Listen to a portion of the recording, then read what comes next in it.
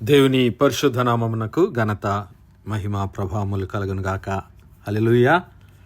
మరొకసారి ఈ అనుదిన బైబిల్ ధ్యానములకు మీ అందరినీ మన రక్షకుడు ప్రభు అయిన యేసు క్రీస్తుల వారి పరిశుద్ధ నామంలో ప్రేమతో ఆహ్వానిస్తున్నాను. ప్రియులారా, పరిశుద్ధాత్మ దేవుని కార్యములు పెంతెకోస్తు పండుగ దినాన పరలోకము నుంచి మరి దేవుని సంఘము పైన కృమ్మరించబడినటువంటి ఆ పరిశుద్ధాత్మ దేవుని యొక్క కార్యములను గురించి ధ్యానిస్తూ ఉన్నాం.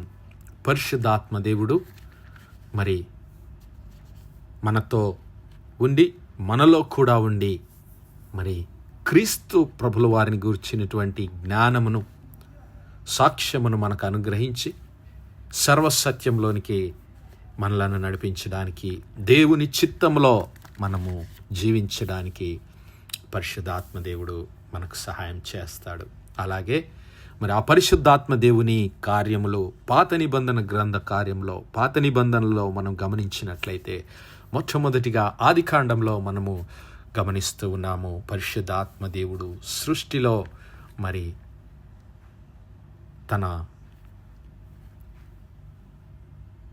కార్యమును, సృష్టి పరమందున్నటువంటి ఆ తండ్రి కుమార పరిశుద్ధాత్మ త్రియేక దేవుడు మరి భూలోకమంతటిని, సమస్త మానవాళిని సృష్టిస్తూ ఉన్నప్పుడు పరిశుద్ధాత్మ దేవుడు అందులో ఒక భాగంగా ఉంటూ ఉన్నాడు. మొట్టమొదటిగా మరి ఆదికాండం మొదటి 2 అధ్యాయాల్లో మనము దేవుని సృష్టిలో పరిశుద్ధాత్మ దేవుని కార్యమును చూడగలిగాము. ఆకాశమును భూమియు ఆదికాండము మొదటి అధ్యాయము మొదటి 2 వచనాలు గమనిస్తే, ఆది అందు దేవుడు భూమి ఆకాశములను సృజించెను. భూమి నిరాకారముగాను శూన్యముగాను ఉండెను. చీకటి అగాధ జలములపైన కమ్మియుండెను. దేవుని ఆత్మ జలముల మీద అల్లాడుచుండెను. ప్రియులారా, మరి దేవుడు భూమిని ఆకాశమును సృష్టించినప్పుడు యెషయా గ్రంథం 45వ అధ్యాయం 18వ వచనంలో మనము గమనించినట్లయితే, యెషయా గ్రంథము 45వ అధ్యాయము 18వ వచనంలో మరి ఆకాశములకు సృష్టికర్తయగు యెహోవాయే దేవుడు. ఆయన భూమిని కలగజేసి దానిని సిద్ధపరచెను. నిరాకారముగాను ఉండునట్లు ఆయన దాన్ని సృజింపలేదు, నివాస స్థలమగునట్లుగా దానిని సృజించెను. హల్లెలూయా. ఆయన సెలవిచ్చినదేమనగా, యెహోవాను నేనే, మరి ఏ దేవుడునూ లేడు. దేవుని నామానికి మహిమ కలుగును గాక. మరి ఆదికాండం మొదటి అధ్యాయము మొదటి 2 వచనాల్లో చూస్తున్నటువంటి భూమి, యెషయా గ్రంథము 45వ అధ్యాయము 18వ వచనంలో చూస్తున్నటువంటి భూమికి మధ్యలో ఏదో సంఘటన జరిగింది అనేటువంటి సత్యాన్ని మనము గ్రహించగలము. అయితే మరి దేవుని సృష్టి, ఆయన సృష్టిని అంతటిని చూసినప్పుడు అది మంచిదిగా కనబడ్డది, కానీ అది చీకటి ఉన్నటువంటిది కాదు. ప్రియులారా, అయితే మరి అక్కడ ఏమి జరిగిందనేటువంటి విషయాలను మరి తర్వాత ఎప్పుడైనా సమయం ఉన్నప్పుడు ధ్యానించుకుందాం. అయితే మరి దేవుడు భూమి ఆకాశములను సృజించినప్పుడు ఆయన మరి నిరాకారముగా శూన్యముగా ఉండనట్లు దాన్ని సృజించలేదు, కానీ మానవులకు నివాస యోగ్యములుగా ఉండినట్లు దేవుడు దానిని సృష్టించాడు. అందులో పరిశుద్ధాత్మ దేవుడు కూడా తన భాగాన్ని, తన వంతు కార్యాన్ని జరిగిస్తూ ఉన్నాడు. ఇక 2వ అధ్యాయము ఆదికాండము 2వ అధ్యాయానికి మనం వస్తే, మరి 6వ దినమున, మొదటి అధ్యాయంలో 6వ దినమున దేవుడు 26వ వచనం, ఆదికాండం మొదటి అధ్యాయం 26వ వచనంలో, దేవుడు మన స్వరూపమందు మన పోలిక చొప్పున నరులను చేయుదము, వారు సముద్రపు చేపలను, ఆకాశ పక్షులను, పశువులను, సమస్త భూమి మీద ప్రాకు ప్రతి జంతువును ఏలుదురుగాక అని పలికెను. దేవుడు తన స్వరూపమందు నరుని సృజించెను.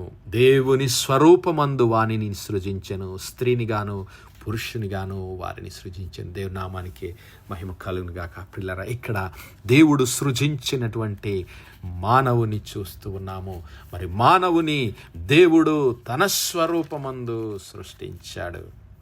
దేవుడు తన పోలిక చొప్పున మరి మనలను సృజించాడు. అనగా తండ్రి, కుమార, పరిశుద్ధాత్మ దేవుడు ఆయన త్రియేక దేవుడుగా ఉన్నటువంటి దేవుడు మరి మానవుని కూడా తన స్వరూపమందే, తన పోలిక చొప్పున, తన యొక్క మరి స్వరూపమందు సారూప్యంలో ఆయన నిర్మిస్తూ ఉన్నాడు. ఆ నిర్మాణ కార్యక్రమాన్ని మరికొద్దిగా ఆదికాండము 2వ అధ్యాయము 6-7 వచనాల్లో మనం చూడగలుగుతాం.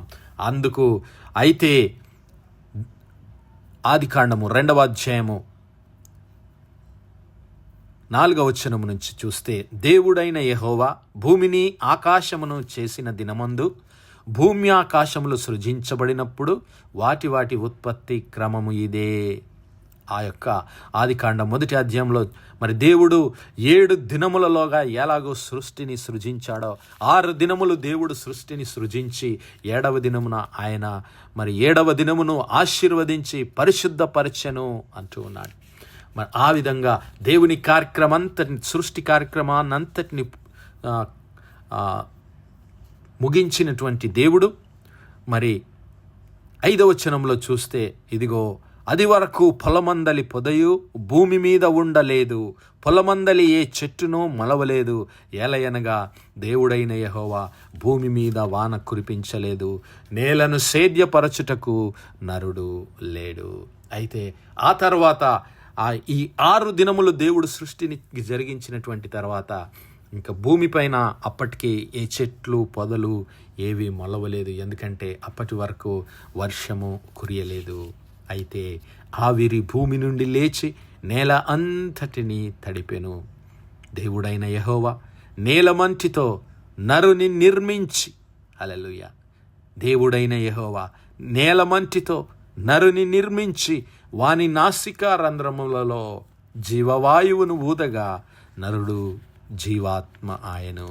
And the Lord God formed man of the dust of the ground and breath into his nostrils the breath of life, and the man became a living soul. దేవుడు మరి మట్టిలో నుంచి మానవుని సృజించాడు. అందుకే నా సహోదరుడా, నా సహోదరి, మట్టిలో నుంచి చేయబడినటువంటి నీ శరీరము, మట్టి ద్వారా నిర్మించబడినటువంటి నీ శరీరము మట్టిలో కలిసిపోతుంది. మరి ఆ దేవుడు ఇచ్చినటువంటి ఆత్మ, నీలో ఉన్నటువంటి దేవుని ఆత్మ, నీలో ఉన్నటువంటి దేవుడు తన స్వరూపమందు నీకిచ్చినటువంటి ఆత్మయే నిజమైనటువంటి నీవు, నిజమైనటువంటి నేను. హల్లెలూయా. ఆ ఆత్మ దేవునితో సహవాసము కలిగినటువంటిది. ఆ ఆత్మనే నిజమైనటువంటి జీవము, ఆ ఆత్మయే నిజమైనటువంటి వెలుగు.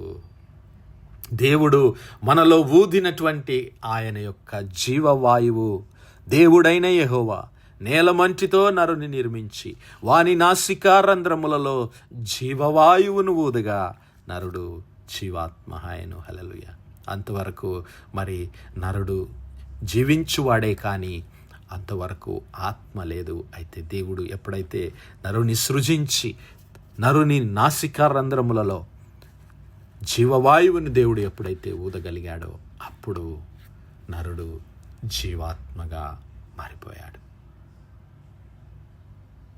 ఇక్కడ తిరిగి పరిశుద్ధాత్మ దేవుడు మానవుని యొక్క సృష్టి అందు కూడా ఆయన పాలిభాగస్థుడిగా ఉండటం మనం చూస్తూ ఉన్నాం.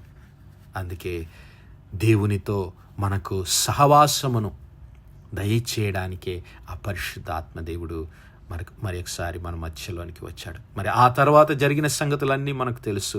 ఆ తర్వాత మరి నరుని దేవుడు తన స్వరూపమందు నిర్మించినటువంటి ఆ నరుణ్ణి ఆ ఏదెను తోటలో దేవుడు ఉంచి మరి ఆ తోటలో ఉన్న ప్రతి వృక్షాన్ని నిరభ్యంతరంగా నీవు తినవచ్చు, కానీ మంచి చెడ్డలనిచ్చు ఆ తెలివినిచ్చు ఒక్క ఫలవృక్షాన్ని మాత్రము తినకూడదన్నటువంటి ఒక్క దేవుని ఆజ్ఞను వారికిచ్చి వారిని ఆ ఏదెను తోటలో ఉంచినప్పుడు మరి జరిగినటువంటి సంఘటన, దేవుడు అక్కడ మరి లేని సమయంలో, అనగా మరి దేవుడు అక్కడ లేనప్పుడు ఈ యొక్క సాతాను కుయుక్తి కలిగి ఆదాము అవ్వలను మోసపరచటానికి పూనుకొని ఆదాము అవ్వలను దేవుని ఆజ్ఞ అతిక్రమించడానికి పురికొల్పి మరి వారు మరణ పాత్రలు కావటానికి, దేవుని సహవాసము నుండి విడిపోవడానికి కారకుడైనాడు.